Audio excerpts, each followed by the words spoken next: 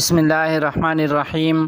محترم ناظرین، السلام علیکم ورحمۃ اللہ وبرکاتہ۔ سابق وزیر اعلیٰ نواب اسلم رئیسانی کی جمعیت علماء اسلام کے سربراہ حضرت مولانا فضل الرحمان صاحب دامت برکاتہم العالیہ سے ملاقات میں پارلیمانی سیکرٹری ہاؤسنگ سید محمود شاہ، مرکزی ترجمان اسلم غوری اور حافظ حمداللہ بھی موجود تھے۔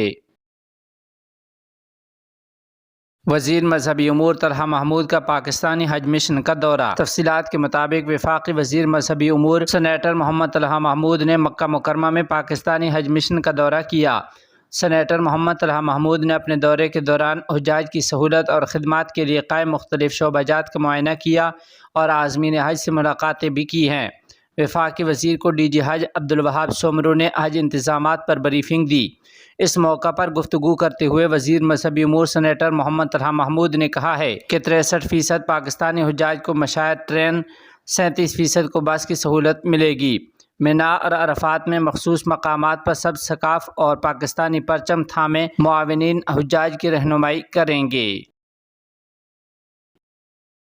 افغانستان کے وزیر حج و اوقاف ڈاکٹر مولوی نور محمد ثاقب نے سعودی عرب کی وزارت حج و عمرہ کی دعوت پر جدہ شہر میں منعقدہ 1444 ہجری حج کانفرنس میں شرکت کی ہے۔ کانفرنس کا افتتاح سعودی عرب کے وزیر حج و عمرہ ڈاکٹر توفیق الربیع نے کیا، جس میں حرمین شریفین کے انتظامی امور کے ڈائریکٹر شیخ ڈاکٹر عبدالرحمان السدیس، سرکاری حکام، اسلامی ممالک کے وزرائے حج و اوقاف، اسلامی دنیا کے نامور علماء کرام اور دیگر شعبوں سے تعلق رکھنے والے افراد نے شرکت کی ہے۔ یاد رہے کہ یہ کانفرنس حج کے موسم کے دوران منعقد کی گئی ہے، جس کا مقصد سعودی عرب میں اسلامی ممالک کے وزرائے حج و اوقاف اور عالم اسلام کی علمی شخصیات کے درمیان خیالات کا تبادلہ کرنا تھا۔ اسی کے ضمن میں آپ کو بتاتے چلیں کہ افغانستان کے وزیر دفاع مولوی محمد یعقوب مجاہد حفظہ اللہ بھی حج کے سفر کے لیے سعودی عرب روانہ ہو گئے ہیں۔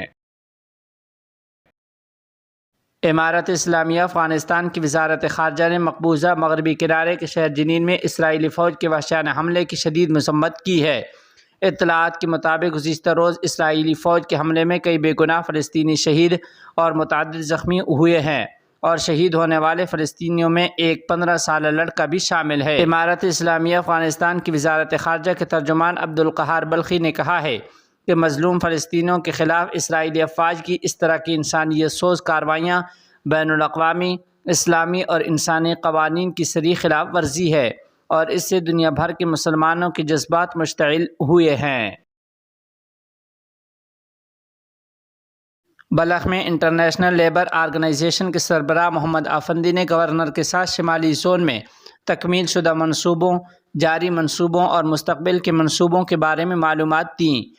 انہوں نے کہا کہ انٹرنیشنل لیبر آرگنائزیشن کا ہدف ملک کے شمالی علاقوں میں سڑکوں کی تعمیر، نوجوانوں کو تعلیم کے لیے زمین فراہم کرنا، خواتین کو گھروں میں قالین بننے کی تربیت دینا، ٹیلرنگ اور صنعتی کاموں کو فروغ دینا ہے۔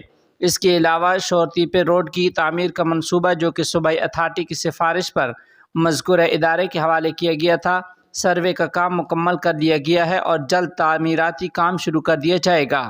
بلخ کے گورنر نے انٹرنیشنل لیبر آرگنائزیشن کے سربراہ محمد افندی سے کہا ہے کہ وہ صوبہ بلخ کے دور افتادہ اضلاع میں بنیادی ترقیاتی منصوبوں، خصوصاً تعمیر نو سڑکوں، کلینکس، مدارس اور اسکولوں اور ڈیموں کی تعمیر پر توجہ دیں۔ آخر میں گورنر حاجی وفار نے تنظیم کے عہدیداروں کو ہر قسم کی تعاون کا یقین دلایا ہے۔